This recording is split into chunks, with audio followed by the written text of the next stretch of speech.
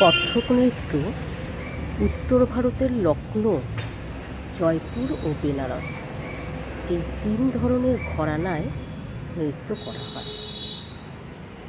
লখনৌর নবাব আসাদুল্লাহ শাহ এবং ওয়াজেদ আলী শাহের সময় এই নৃত্যের কিন্তু উন্নতি সাধন হয়।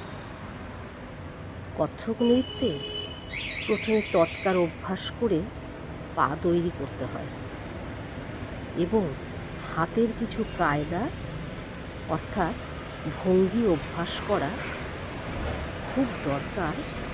নৃত্যের প্রথমে শুরুতেই এগুলো খুব ভালো করে অভ্যাস করতে হয়। কত্থক নৃত্য আরম্ভ হয় আন্দাজ বা দাঁড়াবার ভঙ্গি দিয়ে, তারপর ধীরে ধীরে আমোদ, ঠাট, নিকাশ, বোল, পরন, টুকরা, তোড়া, চাক্কাদ্দার পরন, গথ এবং গদভাও এইভাবে নিয়ম অনুযায়ী